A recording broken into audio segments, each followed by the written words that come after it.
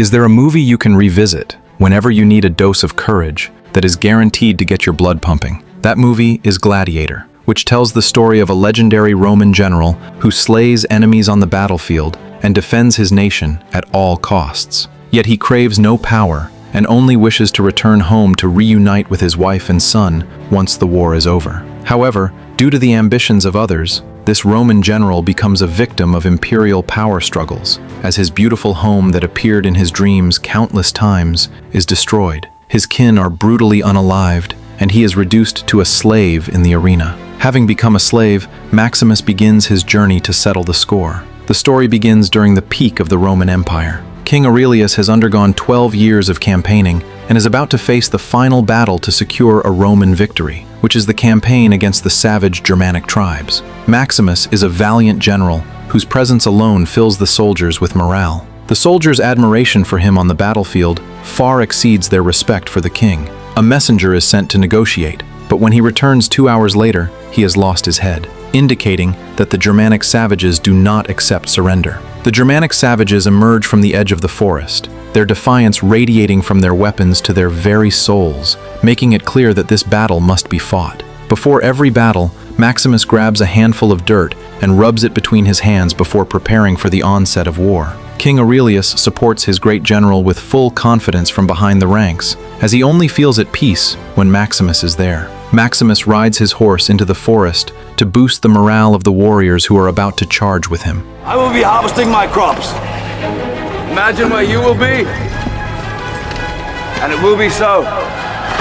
Hold the line. Stay with me. What we do in life echoes in eternity. Then, the catapults in the rear are ready as the archers and siege engines launch a joint offensive directly toward the Germanic army in the woods. In addition to these two weapons, there are also launched spears. The Roman army is so well equipped that they heavily wound the enemy before even coming face to face with the Germanic savages. Next, Maximus leads the cavalry to flank from the forest, dismantling the Germanic defense from the rear. After a brutal battle, Rome finally wins the war as the soldiers raise their swords and cheer. The aging king breathes a sigh of relief as the 12 years of campaigning finally come to an end. At this time, Aurelius's son and daughter head to the front lines inside a heavy, ironclad carriage. Prince Commodus believes his father is dying and has called them to the front to appoint him as the next king, having already planned the first thing he will do after ascending the throne, which is to hold a massive gladiatorial game to honor his father. Upon Commodus's arrival at the war camp, his royal father is currently visiting the wounded at the front lines. Commodus mounts a white horse and rushes to the front, hoping to receive his appointment in front of the numerous soldiers. On the battlefield, Aurelius personally walks through the front lines, filled with the fallen, to express his sincere gratitude to the general. He wishes to know how he should reward Rome's greatest general. The only reward Maximus wants is to be allowed to go home, retire from the military, and reunite with his wife and child. Just as Commodus arrives at the front, tens of thousands of warriors shout at the top of their lungs to pay tribute to the great general who is their pillar of faith. The four virtues of Maximus, wisdom, justice, temperance, and fortitude, make even the king wish that he would be the future ruler of Rome. At this moment, Commodus rides his white horse toward his father to pay his respects. Aurelius hopes that he will pay his respects to Maximus instead, as it was he who won this battle. Commodus offers Maximus a few symbolic words of praise, after which he begins to flatter his royal father and offers to support him back to the camp. Aurelius rejects his son and mounts a white horse alone, speaking a sentence to Maximus as the general comes forward to support him. Aurelius is filled with disappointment toward his son. While the battlefield has just witnessed a bloodbath, the prince doesn't think to comfort the soldiers first, but instead sucks up to his father for the sake of the throne. Returning to the camp, Maximus wanders near his wounded soldiers, looking at the heavily injured men while wishing there would be no more war. The generals offer their congratulations to Maximus for fighting a beautiful battle, as their admiration for him far surpasses anyone else. Now, Commodus comes to recruit Maximus, naturally hoping that this invincible general, whom everyone respects, will follow his lead. At this moment, Princess Lucilla watches Maximus from a distance. Aurelius happens to see his daughter's gaze as he approaches, lamenting that if Lucilla were a boy, she would have made a great king. It is clearly evident how much the king worries and distrusts his son. The next day, Aurelius talks to Maximus about how he has spent 25 years campaigning across the world,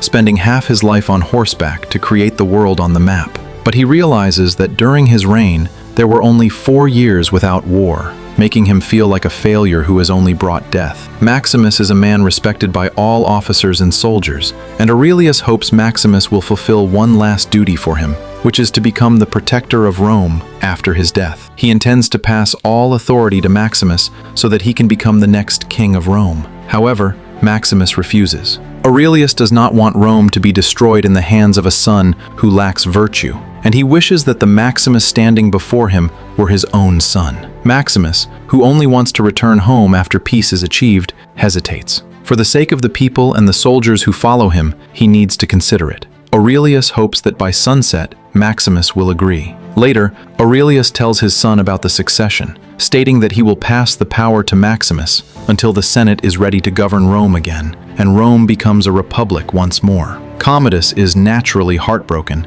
and begins to complain through his tears that his father has never praised him or even given him a hug. Aurelius knows well that his son's lack of discipline is his own failure as a father, so he steps forward to give his son a tight embrace. As the father and son embrace tightly, Commodus chokes his aging father to death. Afterward, Commodus summons Maximus through his guards. A grieving Lucilla weeps nearby. Maximus, a veteran of 100 battles, knows the king definitely did not die from respiratory failure. A tearful Commodus tells Maximus that the new king requires his loyalty. Maximus refuses to pledge loyalty to anyone before investigating the king's cause of death, then leaves the king's tent. Knowing Maximus is not someone to be trifled with, Commodus orders his subordinate Quintus to proceed with the plan immediately. Lucilla gives her brother 2 slaps across the face before deciding to pledge her loyalty to him. As Maximus prepares to meet with the senators in full gear, Quintus enters with guards and orders them to seize Maximus,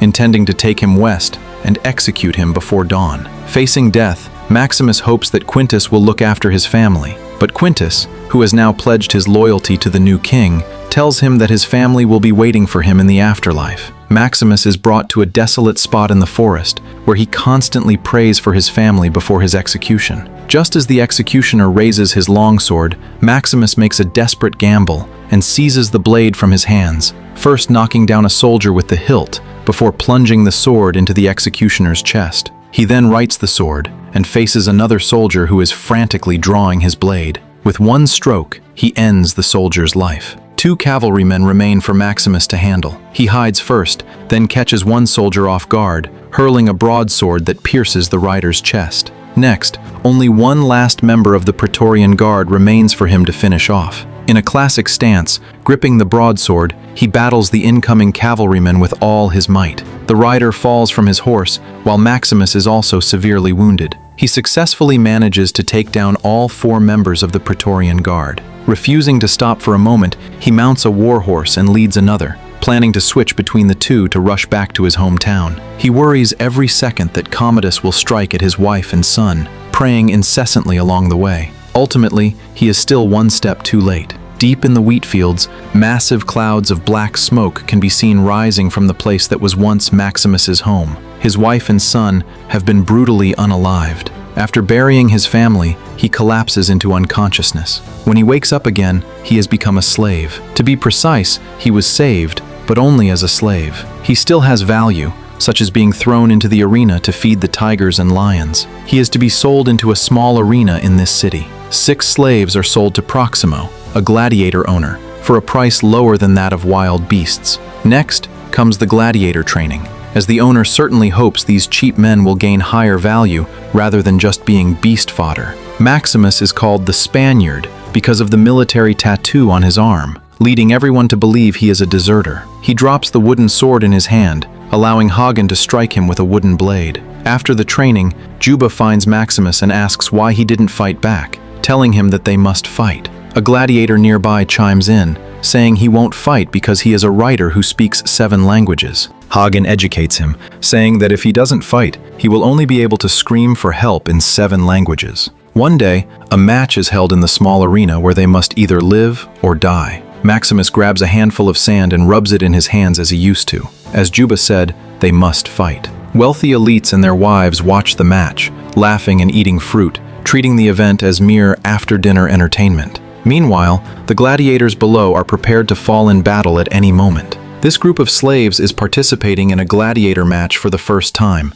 and one of them is so terrified that he wets his pants. Faced with fierce opponents, there are still warriors among them. The battle begins as soon as the gates open, but the unfair twist is that they are chained together in pairs. Yet, in just a short time, they capture the crowd's excitement and the gladiator owner's attention, as he never expected a few slaves to be this strong and successfully win the match. Meanwhile, a mocked Commodus returns to Rome as a supposed triumphant hero. The senators cannot understand what exactly he has conquered. The new king is not welcomed by the Senate upon his return, as he believes he and his sister are enough to rule the country. Commodus plans to hold a 150-day festival consisting of gladiatorial combat. In the meantime, the consistently victorious Spaniard has already become a hero in the hearts of the people. Just as he once commanded the battlefield, he has earned the admiration and respect of the gladiators here as well. Another brutal match approaches, and this time he must fight 5 opponents alone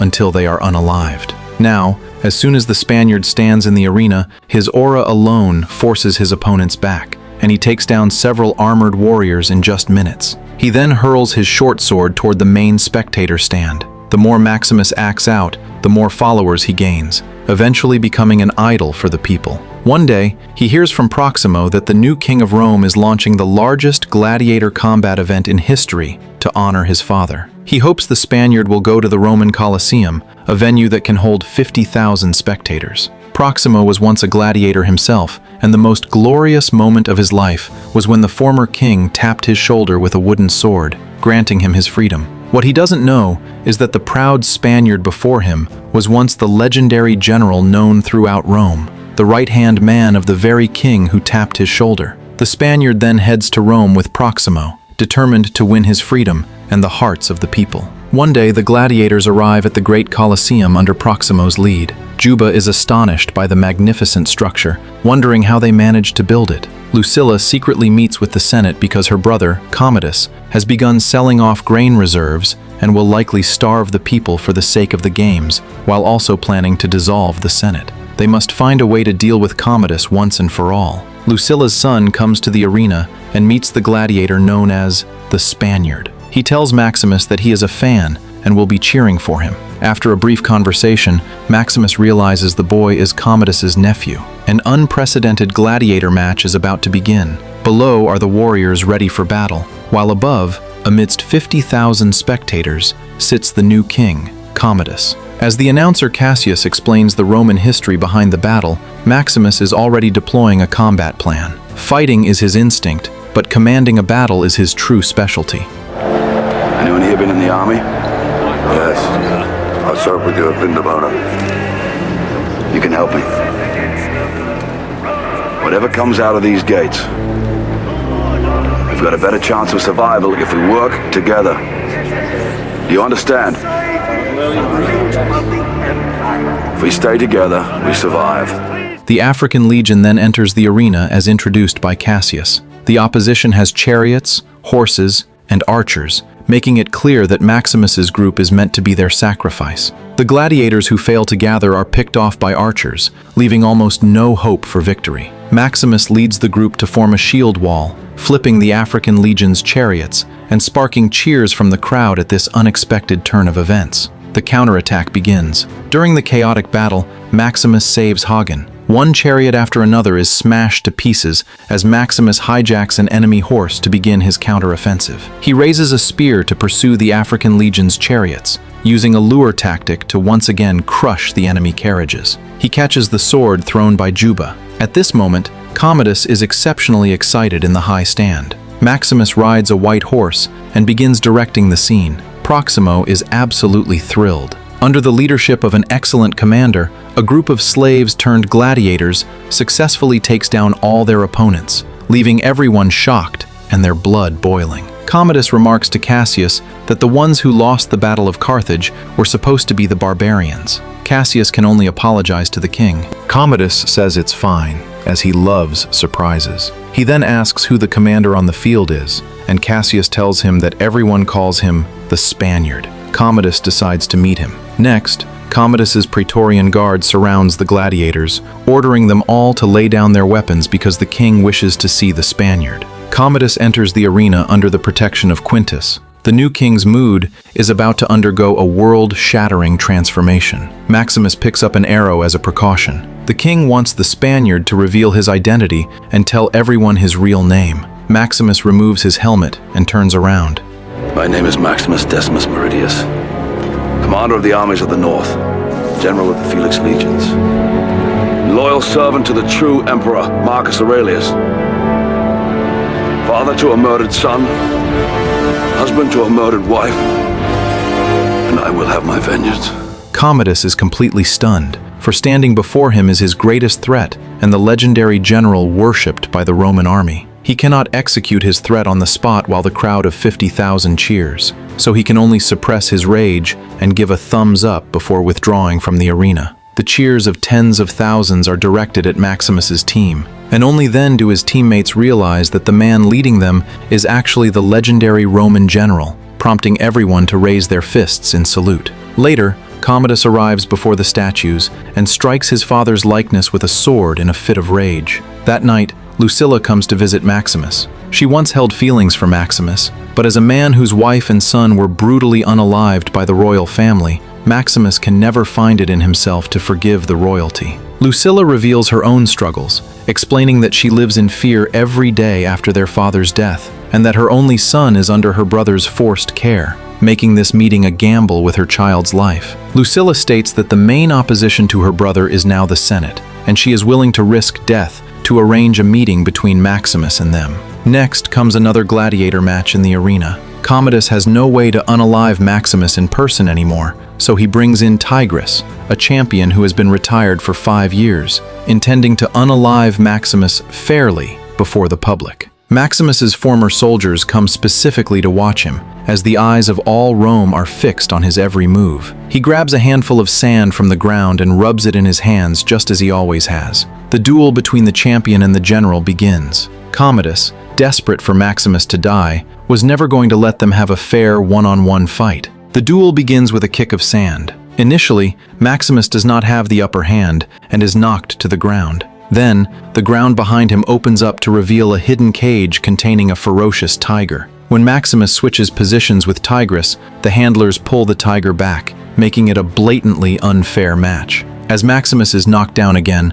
another tiger lunges from beneath the ground. He rolls away to avoid the beast, and when the tiger tries to attack Tigris, it is forcefully pulled back by the handlers. By now, all the spectators in the stands have discovered the blatant unfairness of the duel. A third tiger successfully lunges at Maximus. After striking the tiger away with his shield to the crowd's screams, the beast returns. But this time, Maximus does not run, and instead unalives the creature with his short sword. Tigris takes the opportunity to strike at Maximus. Yet even in a 2-on-1 situation, Maximus still manages to heavily wound his adversary. Commodus is once again disappointed by the outcome. The crowd shouts at the top of their lungs, "Unalive him!" as the cries ring out without end. After Commodus gives the thumbs down, Maximus chooses to spare the defeated gladiator anyway. Cheers erupt again as the crowd begins to chant, "Maximus, the Merciful." Commodus walks onto the field only to be met with a wave of boos from the audience.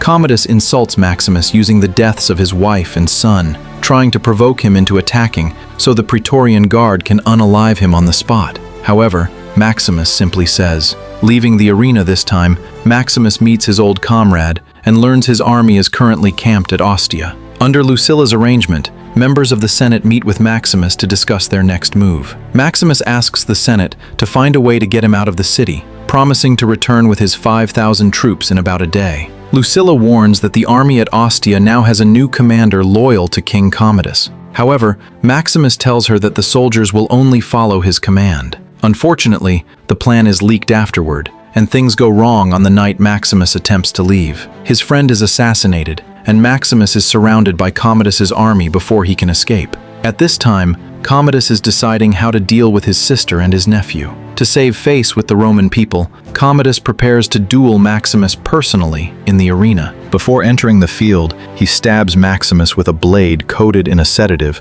to ensure his victory. Standing in the center of the arena, Maximus once again grabs the sand of the Colosseum. Quintus drops a sword on the ground for him to use. The final duel begins. Despite his heavy wounds and the drugs in his system, Maximus has no trouble dealing with a son whom the former king had long ago given up on. But as the toxins take hold, his mind becomes clouded, though he still manages to wound Commodus's arm and disarm him to the crowd's delight. Maximus becomes increasingly faint, his vision blurring and his body failing to stand steady. Commodus demands a sword from his subordinate Quintus. Quintus, perhaps finding his conscience or seeing the inevitable, not only refuses, but orders the Praetorian Guard to sheathe their swords. Maximus, drifting further into a stupor, drops his sword. Commodus draws a hidden dagger from his sleeve and begins his attack. But even in his hazy state, Maximus can still parry the strikes and land several blows. A punch, a second, a third, and an elbow strike.